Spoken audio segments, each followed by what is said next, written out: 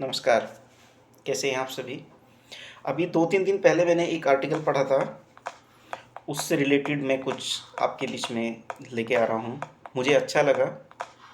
It's just only a formal information, शायद आपको अच्छा लगे। ये कहा जाता है कि भारत में सेवा करने वाले ब्रिटिश अधिकारियों को इंग्लैंड लौटने पर सार्वजनिक पद या ज़िम्मेदारी नहीं दी जाती थी। तर्क यह था कि उन्होंने एक गुलाम राष्ट्र पर शासन किया है, जिसकी वजह से उनके दृष्टिकोण और व्यवहार में फ़र्क आ गया होगा। अगर उनको ऐसी ज़िम्मेदारी दी जाए तो वे आज़ाद ब्रिटिश नागरिकों के साथ भी उसी तरह से व्यवहार करेंगे। इस बात को समझने के लिए एक वाक़या ज़रूर पढ़ें, जो कि मैंने पढ़ा है, वो मैं आपको बता रहा हूँ। उसमें क्या हुआ था कि एक ब्रिटिश महिला, जिसका पति ब्रिटिश शासन के दौरान पाकिस्तान और भारत में एक सिविल अधिकारी था, महिला ने अपने जीवन के कई साल भारत के विभिन्न हिस्सों में बिताए। अपनी वापसी पर उन्होंने अपने संस्मरणों पर एक आधारित एक सुंदर पुस्तक भी लिखी थी। उसी का ये एक छोटा सा पार्ट है। महिला ने लिखा कि जब मेरे पति एक जिले के डिप्टी कमिश्नर थे, तो मेरा बेटा करीब 4 साल का था और मेरी बेटी 1 साल की थी। डिप्टी कलेक्टर को मिलने वाली 1 एकड़ में बनी हवेली में हम रहते थे। सैकड़ों लोग डीसी के घर और परिवार की सेवा में लगे रहते थे। हर दिन पार्टियां होती थी।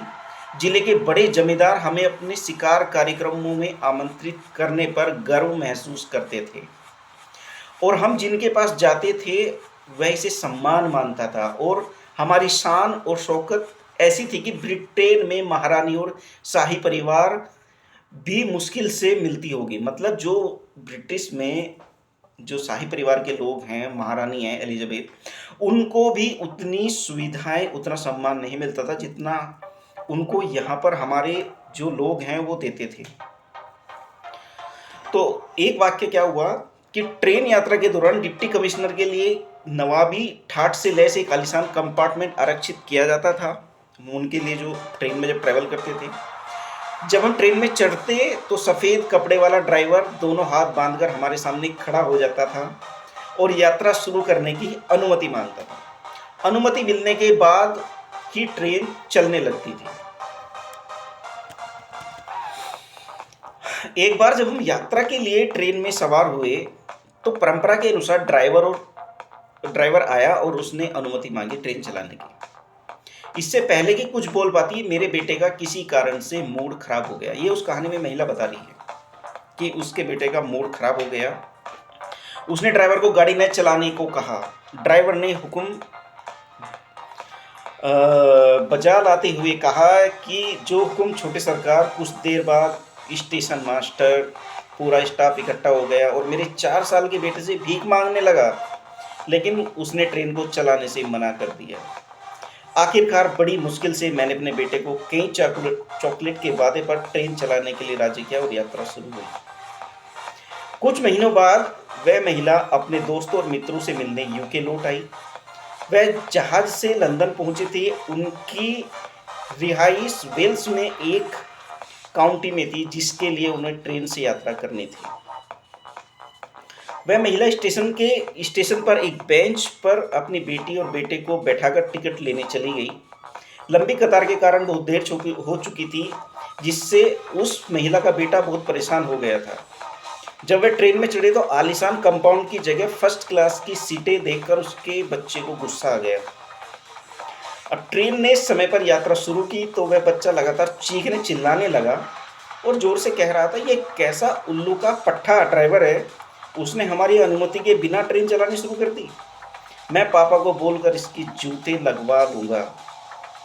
महिला को बच्चे को समझाना मुश्किल हो रहा था कि यह उसके पिता का जिला नहीं है, यह एक स्वतंत्र देश है। यहाँ डिप्टी कमिश्नर जैसे तीसरे दर्जे का सरकारी अफसर तो क्या, प्रधानमंत्री राजा भी यह अख्तियार नहीं है कि लोगों को अपने अहंकार को संतुष्ट करने के लिए अपमानित कर सके। आज भले ही हम अंग्रेज़ों को खदेड़ दिया, लेकिन हमारी गुलामी को अभी तक देश बदर नहीं किया। आज भी कई अधिकारी, एसपी, मंत्री, सलाहकार और राजनेता अपने अहंकार को संतुष्ट करने के लिए आम लोगों को घंटों सड़कों पर परेशान करते हैं। प्रोटोकॉल आम जनता के लिए होना चाहिए, ना कि उनकी परेशानी का कारण। अच्छा, ये बनाने का मेरे अंदर विचार कहाँ से आया? अभी मैं एक साइट पर हूँ और वहाँ का एक वाक्य देख के मुझे काफ़ी अंदर तक हर्ट फील हुआ। उसमें क्या है, मैं देखता हूँ कि एक कैंटीन जहाँ पर मैं खाना खाता हूँ, लोकेशन और जगह का नाम नहीं बताऊँगा मैं, ये सब इंटरनल है। वहाँ पर क्या है कि एक अधिकारी हैं, I don't know who is, लेकिन वो जब खाना खा रहे होते हैं तो जो कैंटीन का ओनर है, जो कैंटीन रन कर रहा है उस पर्टिकुलर जगह पे, वो उनका वेट करता रहता है।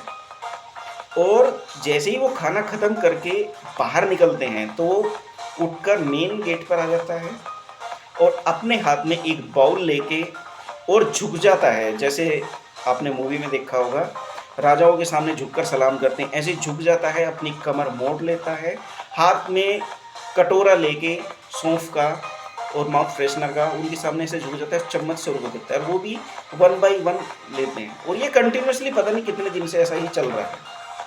तो आई वॉज सरप्राइज्ड कि व्हाट इज दैट। अरे जहाँ पर वो खाना खा रहे हैं अगर वहीं पर रखते हैं, आई नो कि एक एज पर पोस्ट एक specific respect deference they required, but जिस तरीके से मैं देख रहा हूँ लग रहा है कि जैसे वो उनको झुक गया, आत्मसम्मान खो दिया उसने। वो मुझे थोड़ा सा हर्ट किया, उसी से इंस्पायर होकर मैंने वीडियो बनाई।